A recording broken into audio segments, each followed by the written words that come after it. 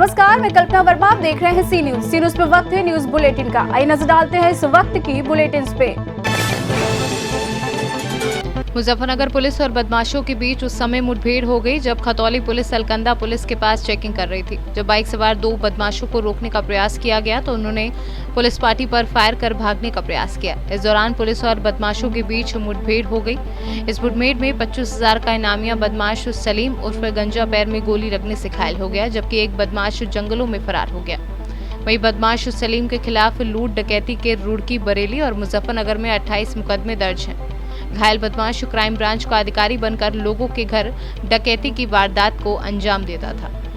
आज यहाँ पर चेकिंग की जा रही थी खतौली अलकनंदा नहर पुल पर। तो यहाँ पर एक सलीम था जो पहले से कई मुकदमों में वांछित था। यहाँ खतौली में इसने नए साल पे एक घर में घुसकर घटना की थी, उससे संबंधित यहाँ पर कार्रवाई की गई है। पूछा गया इससे तो इसने कई जगह पर लगभग 2 दर्जन से अधिक मुकदमा होना स्वीकारा है। पुलिस के ऊपर इसने फायर किया, जवाबी कार्रवाई की गई तो उसमें इसको पैर में गोली लगी है और इसमें इसके पास से एक तमंचा और 3 लाइव कार्टेज, एक खोखा कारतूस बरामद हुआ, एक मोटरसाइकिल। एक साथी इसका कहीं फरार हो गया जिसके बारे में इसने अभी नहीं बताया। इसमें 25,000 रुपये का इनाम पहले से घोषित है और इसके साथ साथ ये भी जानकारी की जा रही है कहीं ये किसी थाने का हिस्ट्री शीटर अथवा वांछित तो नहीं। इस पर किस तरीके का मुकदमे? इस पे लूट और छिनैती के मुकदमे हैं जो अभी तक बात प्रकाश में आई है। इसने रुड़की में एक सनसनीखेज वारदात की थी और बरेली में एक इंस्पेक्टर हैं, उनकी वाइफ के साथ वहाँ पर घर में घुसकर उनके साथ घटना की थी जिसमें कई सारे रुपए जाने की बात प्रकाश में आई थी। तो लगभग कितने मुकदमे होंगे? इस पे लगभग 2 दर्जन से अधिक मुकदमे हैं जो अभी तक पता लगे, पर ये लगता है कि कहीं अन्य जनपदों से पता लगेगा तो इस पर कहीं और मुकदमे ना। मुजफ्फरनगर से सी न्यूज संवाददाता वीरेंद्र कश्यप की रिपोर्ट। लॉकडाउन के दरमियान 3 माह बीत चुके शैक्षिक सत्र के शुल्क को पूरी तरह माफ करने की पूरे भारत में अभिभावकों द्वारा उठाई जा रही आवाज को ध्यान में रखते हुए विधायक नौतनवा अनमनी त्रिपाठी ने अपने कैंप कार्यालय पर प्रेस वार्ता करते हुए अपने सभी शिक्षण संस्थाओं के 3 माह के शिक्षण शुल्क को पूरी तरह माफ के ऐलान करने के लिए, साथ ही अन्य शिक्षण संस्थाओं को ऐसा करने हेतु विचार करने पर विवश कर दिया है। आप लोगों ने कदम उठाया है इस कोरोना के संकट की घड़ी में, क्या कदम उठाया है? देखिए, कोरोना एक विश्वव्यापी महामारी है जिसमें देश लॉकडाउन से जूझ रहा है। बहुत सी असुविधाएं, बहुत सी समस्याएं लोगों के सामने इस लॉकडाउन के पीरियड में आई। हमने अभिभावकों से मीटिंग की, यहाँ के जो भी विद्यार्थीगण थे उनसे मीटिंग की, तो हमें लगा कि गरीब लोग हैं और फीस देने में असमर्थ हैं। फीस देने में क्या, उनको सही से खाने के लिए तक नहीं है, फीस बेचारा कोई कहाँ से देगा। उसको देखते हुए हमारी जितनी शैक्षिक संस्थाएं हमारी विधानसभा में हैं और अन्य जगहों पे जहाँ पे भी हमारी शैक्षिक संस्थाएं हैं, हमने हर जगह 3 महीने की फ़ीस को माफ़ कर दिया है सभी विद्यार्थियों के लिए, सभी अभिभावकों से।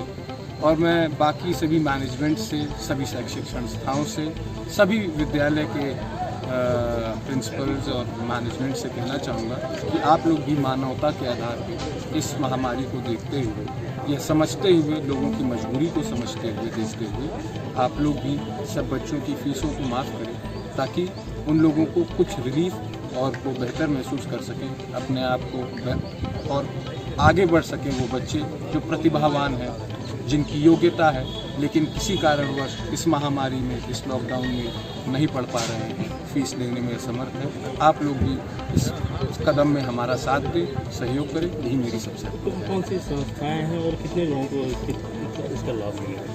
देखिए, हमारी संस्थाएं जैसे मॉडर्न अकेडमी है, नौतनवा में है, पैसिया में है, राजीव गांधी शिक्षा महाविद्यालय है लक्ष्मीपुर में, राजीव गांधी पीजी कॉलेज है नौतनवा में, Rajiv Gandhi college of pharmacy है। कुल मिलाकर लगभग 12 से 15 हज़ार बच्चे, नौतनवा इंटर कॉलेज 4-5 हज़ार बच्चे तो वहीं पढ़ते हैं, कुल 20,000 बच्चे पढ़ते होंगे मिला जुला। तो हम सबकी 3 महीने की फ़ीस माफ़ कर रहे हैं और ऐसा नहीं है कि हम किसी अपने अधिवक्ता के अपने अध्यापकगण की फ़ीस मतलब सैलरी काट रहे हैं या कुछ कर रहे हैं। हम उनको भी सैलरी 3 महीने तक देंगे, जैसे भी करके देंगे वो हमारी जिम्मेदारी है, हम उनको देंगे। उनकी 3 महीने की सैलरी है, उनका भी परिवार है, वो भी चलेगा और अभिभावकों की मजबूरी को समझते हुए हम 3 महीने की फ़ीस भी माफ़ करेंगे। महाराजगंज से सीनियर संवाददाता DS अग्रहरी देव की रिपोर्ट। भरतपुर के ज्वारी टोला में टिड्डी दल के पहुंचने के बाद हो रहा छिड़काव। मनेंद्रगढ़ नगर पालिका की फायर ब्रिगेड से की जा रही कीटनाशक दवा का छिड़काव। कल शाम को आया था टिड्डी दल। खेतों में फैले हैं टिड्डी। कृषि, राजस्व, उद्यानिकी, पुलिस और प्रशासन की टीम मौके पर मौजूद। कोरिया से सीनियर संवाददाता मुश्ताक कुरैशी की रिपोर्ट। जसपुर जिले के कुनकुरी के निजी अस्पताल हॉली क्रॉस में 2 दिन के जन्मे बच्चे की सुबह 6 बजे चोरी हो गया। आज रविवार की सुबह बच्चे के घर वालों के द्वारा घटना की सूचना अस्पताल प्रबंधन एवं कुनकुरी पुलिस को दी गई। कुनकुरी थाना प्रभारी विशाल कुजूर CCTV कैमरे को खंगालते हुए अपनी टीम के साथ बच्चा चोर की तलाश में जुट गई है। CCTV फुटेज में बच्चा चोरी कर भाग रही महिला स्पष्ट रूप से दिखाई दे रही है, लेकिन महिला का चेहरा साफ नहीं दिख रहा। कैसा हुआ बताइए तो। बिना पर्ची का बिना घुसने दे रहे, निकल नहीं दे रहे, तो कैसे ऐसे लेके गए बच्चे? कैसे गए? कब की बात है? आज का बात है। अभी तक बच्चा नहीं मिला। जसपुर से सीनियर संवाददाता दीपक वर्मा की रिपोर्ट। यूपी के जनपद बुलंदशहर की पुलिस ने आज मोहित हत्याकांड का खुलासा कर हत्यारोपी मोहित की पत्नी और उसके प्रेमी समेत 3 लोगों को गिरफ्तार किया है। पुलिस की माने तो मोहित की हत्या प्रेम संबंधों में बाधा बनने पर की गई थी। रानापुर नहर पटरी पर मोहित पुत्र उदयभान काचरौट का शव मिला था। क्या कारण था हत्या का, उसमें कुछ खुलासा किया है? दिनांक 13/5/2020 को माकड़ी के पास मृतक मोहित का शव बाग में मिला था। मौके पर पुलिस पहुंचकर पोस्टमार्टम कराया गई। शरीर पर कोई निशान नहीं था और बिस्तरा प्रिजर्व किया गया था।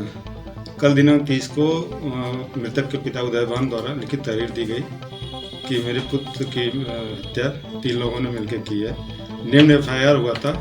FIR के आधार पर तीनों अभियुक्त को कल गिरफ्तार किया गया है। उन्हें जेल भेजकर आवश्यक कार्रवाई की जा रही है। क्या कारण था हत्या का? मृत्यु का कारण पूछताछ से अवैध संबंध बताया जा रहा है। मृतक की पत्नी और मुख्य अभियुक्त राहुल का अवैध संबंध था, जिसके तहत मिलकर सोचे साजिश के तहत हत्या की गई। बुलंदशहर से सीनियर संवाददाता भानु प्रताप सिंह की रिपोर्ट। इस वक्त की न्यूज बुलेटिन में फिलहाल इतना ही। बाकी देश और प्रदेश की तमाम बड़ी खबरों के लिए बने रहिए सी न्यूज के साथ। हर खबर आपके साथ, आपके हाथ।